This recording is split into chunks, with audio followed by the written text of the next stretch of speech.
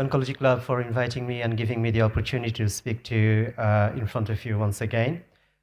Just a correction that I have moved from Liverpool to another city, so this is where I work now. Now, Oncology Club has given me a topic, which is adjuvant chemotherapy after neoadjuvant therapy and surgery in rectal cancer, and is it still needed? Now, I have to say, this is probably the longest running controversial topic in rectal cancer. I'm not sure we have found the answer, but I will take you through the evidences to find out whether that's true or not. So I hope to take you through some of the evidences from the historical trials and then the more modern era and role of ctDNA and looking at the international guidelines. So rectal cancer, unfortunately, is a symptomatic cancer at presentation or at recurrence, or it's inoperable, and it comes with a significant symptom burden for the patients. Now, fortunately, over the years, we have seen significant improvement in the preoperative assessment. MRI has become a cornerstone, and we have seen standardization of surgery, and we have seen increasing use of multimodality treatment in managing the locally advanced rectal cancer. Now, in a standard way, in a low risk rectal cancer, and early rectal cancer, there isn't any need of neoadjuvant therapy. And we are using them more in the locally advanced rectal cancer. Now, that's another argument. How do you define a locally advanced rectal cancer? But I think the simple principle would be where you think there is a need of neoadjuvant treatment to achieve an R0 operation, then that's probably a locally advanced rectal cancer. And over the years, we have seen evolution of managing this situation from starting with the long course chemoradiotherapy followed by surgery. Then we have seen that short course has come into play, which initially was immediate surgery, but later on the delayed surgery has become more of an option, particularly the COVID has pushed this to forward. We have seen the TNT approaches, which is very complex, very hard to navigate. And over all these years, we have found that the organ preservation is taking a definitive place in managing the rectal cancer. So apology for this very busy slide, but this is the only way we can probably very quickly go through some of the historical trials in rectal cancer.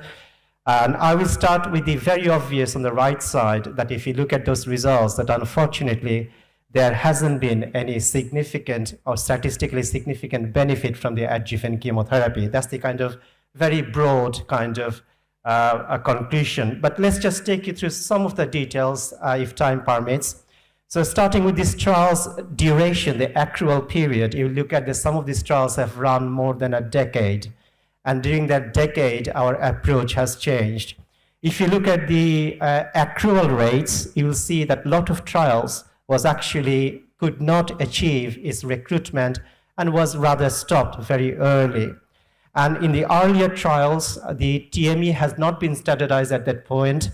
The MRI had not made its secure place in the preoperative assessment. So there's a lot of kind of question marks that you can raise in these trials. So the only trial that stands out from this is the ADO trial, which is actually a phase 2 trial. And that has shown the benefit of adjuvant chemotherapy. However, their approach was a doublet chemotherapy compared to a single agent. So let's look at the other couple of trials, the German AIO4 as well as the PETAC6, which looked at the addition of oxaliplatin in both pre- and post-operative setting, which makes your assessment even more difficult. And again, conflicting result. The AIO4 is suggesting there is benefit of adding oxaliplatin. However, the PETAC6 did not support that. And also a later analysis from the AIO4 suggested that actually adherence to the neoadjuvant treatment is probably more significant in relation to the DFS compared to the adjuvant treatment. So again, there isn't any clear answer here. So this is a systemic analysis on individual patient data, and you'll probably find more analysis based on aggregate data, but I thought this is probably more statistically robust. This included 4 of the initial trials where the fluorouracil single agent was the adjuvant option. and they looked at the patients who achieved an R0 resection. They actually did not include all the patients in the first place. But however, it demonstrated that there is no significant DFS or OS advantage with the adjuvant chemotherapy. The only interesting finding from this was that the tumor, which is the higher rectal tumor, between 10 to 15 from the anal verge, they seem to have somewhat achieved the benefit from the adjuvant chemotherapy. So there are a number of challenges from the traditional approach. The fundamental difficulty is recruiting patients and treating them with the adjuvant treatment. We have seen the trials suffered slow accrual and subsequently postponed. And we know that roughly about 50% people after an APR are able to go to the adjuvant chemotherapy. So all these trials have been significantly underpowered. And the concern remained that we are probably introducing the systemic treatment too late and too little. And there are other hypotheses came out as whether there is a slightly different biology in rectal cancer. And in truth, there is the molecular and the genetic expression is slightly different in rectal cancer. Their anatomy and the blood supply is a bit different. And the other hypothesis is whether the sterilizing effect of the neoadjuvant therapy is diluting the adjuvant benefit. And the Dutch TME trial actually did show that the people who had short course radiotherapy, they did seem to have a slightly numerically less distal relapses compared to the surgery alone.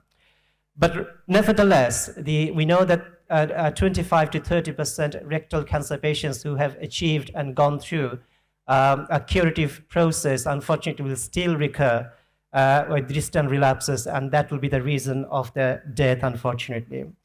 So that brought us to the modern era, where we have seen a number of neoadjuvant, total neoadjuvant therapy trials, which has allowed early introduction of the systemic treatment, which has also demonstrated that actually chemotherapy before surgery has got a better tolerability and better compliance.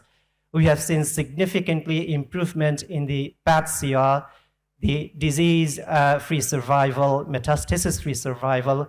We could argue about the overall survival. The only trial which has conclusively demonstrated that advantage was the Prodigy 23, which actually is a statistically proven benefit, but rest of the TNT trials did not demonstrate that benefit.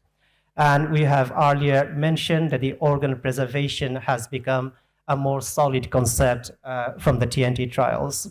So let's take a very quick look on these TNT trials. So again, once again, if you look at the main objective, you will see that it's different aim of these trials. If you see the recruitment patients group, again, you will see that it's not consistent.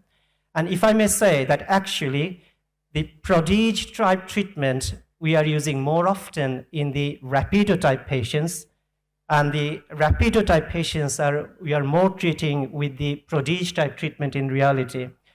So there's a significant variation in how we practice at the moment. The treatment and the intervention, the standard of arms were very different.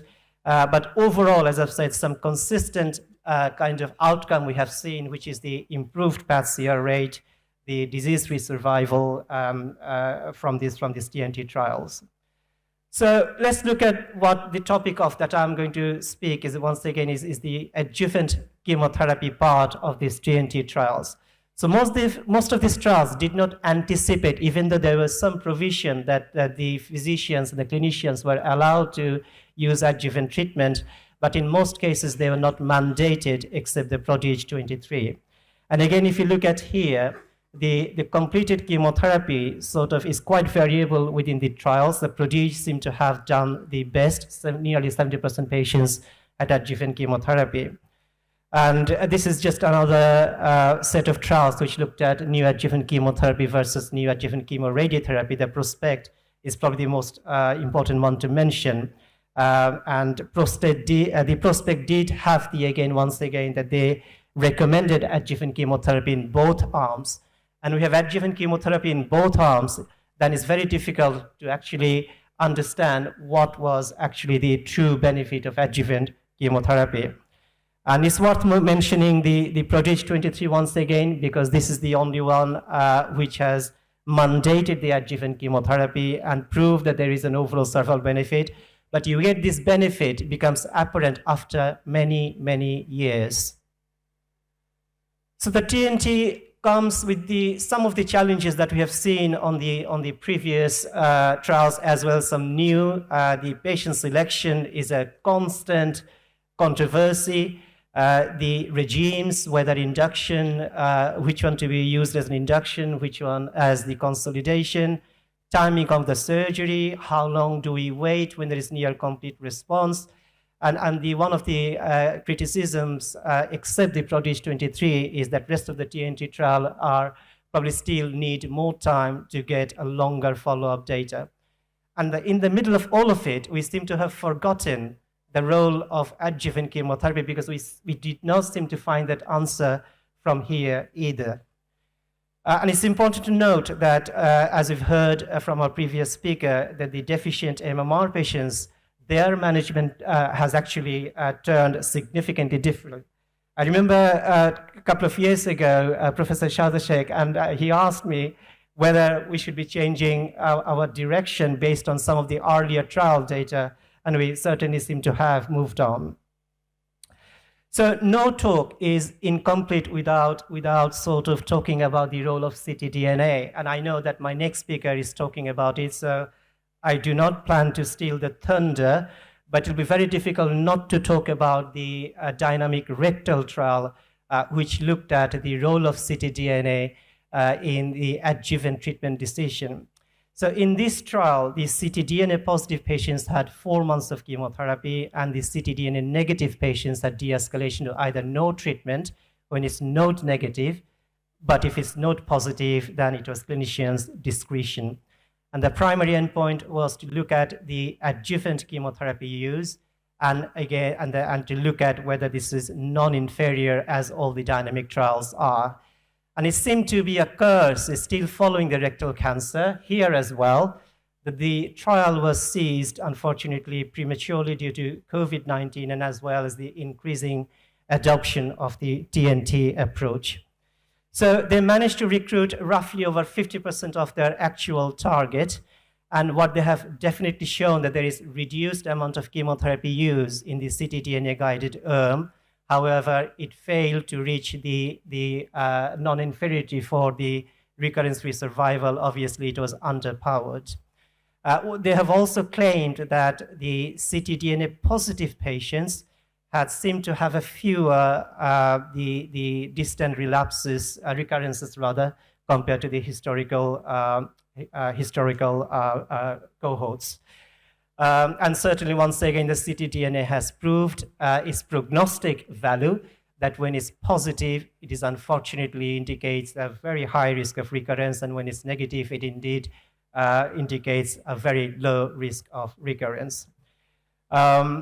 So let's look at some of the guidelines that we follow. So the NCCN has seemed to move on, and it stipulates that all locally advanced rectal cancer should have a total neoadjuvant therapy approach. And in that approach, there is no role of adjuvant chemotherapy here. If we go back to the deficient MMR, which my earlier presenter has already shown, that it is preferring to treat with neoadjuvant chemotherapy, and in case of a residual disease, where there is a role of neoadjuvant chemorad, followed by surgery, and maybe there is also a role of adjuvant chemotherapy. And I'm sure you are aware the Atomic trial was published, and I'm not sure whether that will be practice changing, because 6 months of chemotherapy and 1 year of adjuvant immune checkpoint therapy didn't excite most people. And the pathological stages where there is no neoadjuvant treatment, then the NCCN is quite aggressively suggesting that there should be TNT-type adjuvant treatment for these patients.